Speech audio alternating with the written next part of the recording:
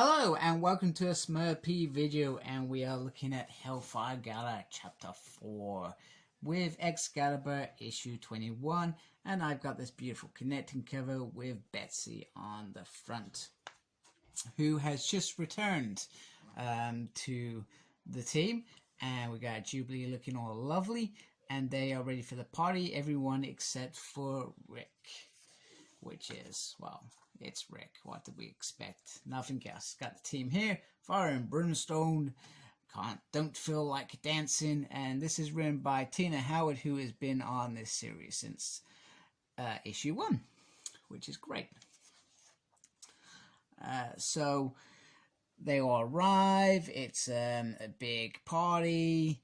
And, well, it all feels, well, as Rick keeps saying, like it's a celebrity bash.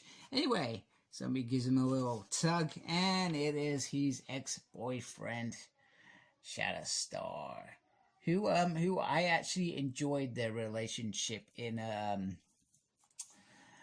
X Factor Volume 3, and I've only recently been reading the X-Force run, and you see how their friendship develops, because before that, you see how it grows, sort of thing, and turns into this relationship, which is really nice. I really do like it. However, Rick is not having any of it. Shatterstar is covered in blood. It's a bit weird that he's there, and so forth.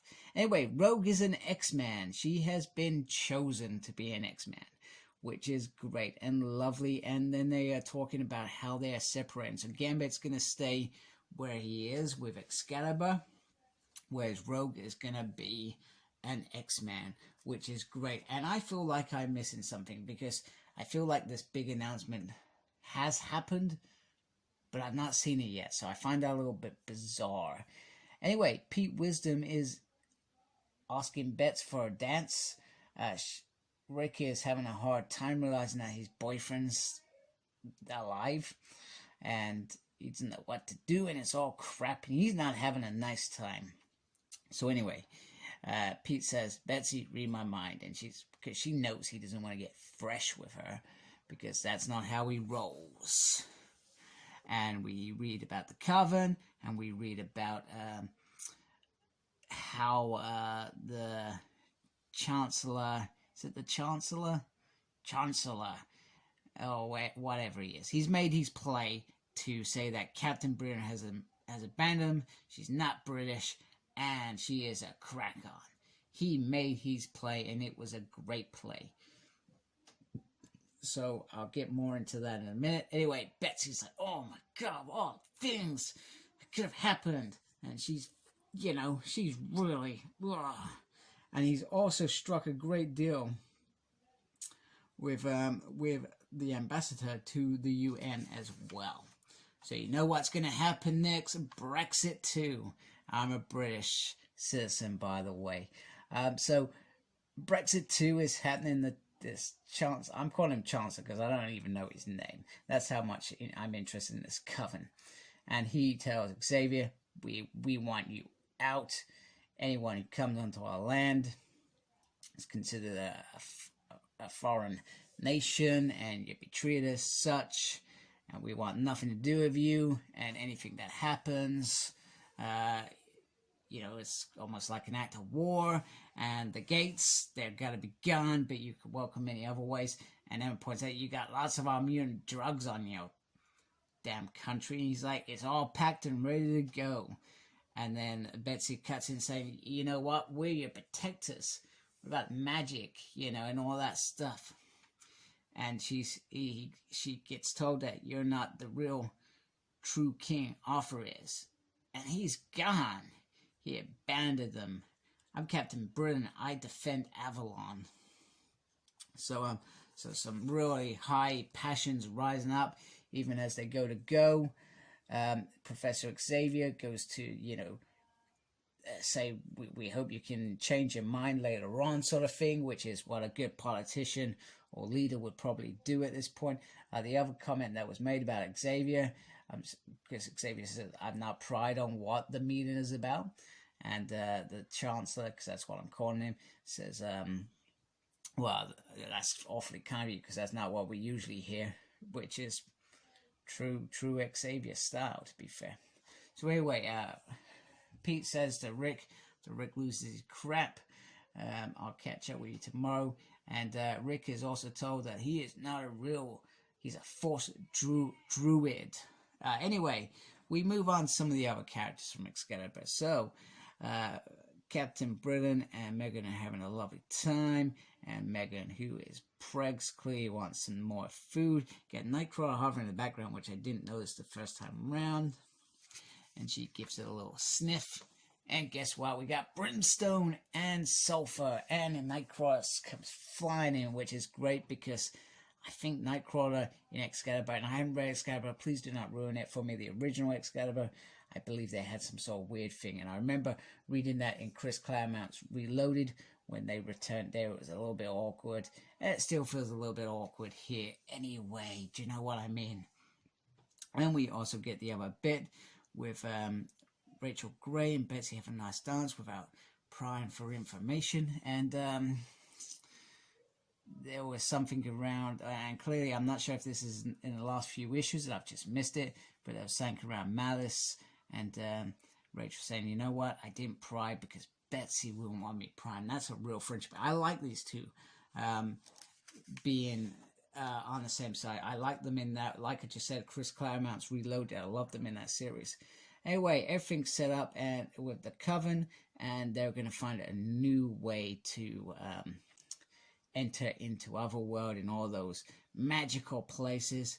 And to do that, they need some blood.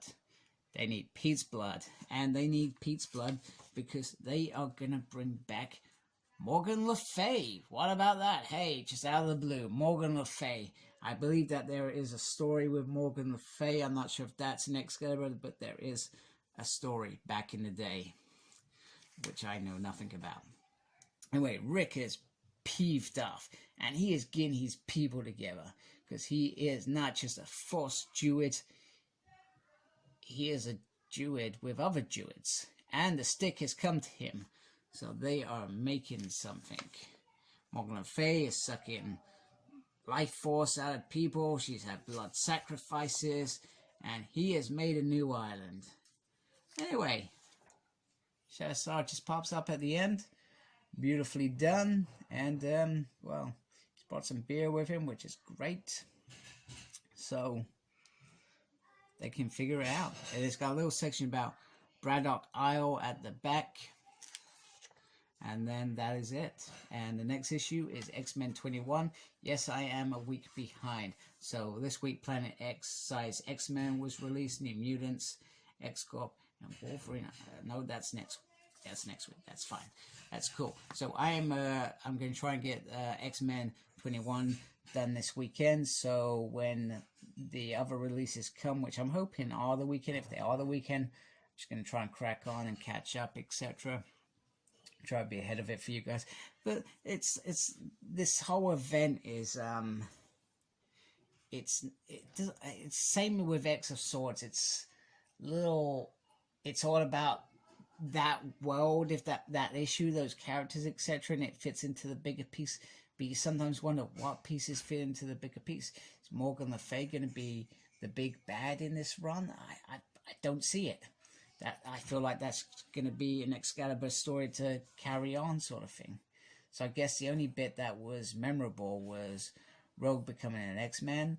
The Brits have decided that they don't want to deal with Krakow.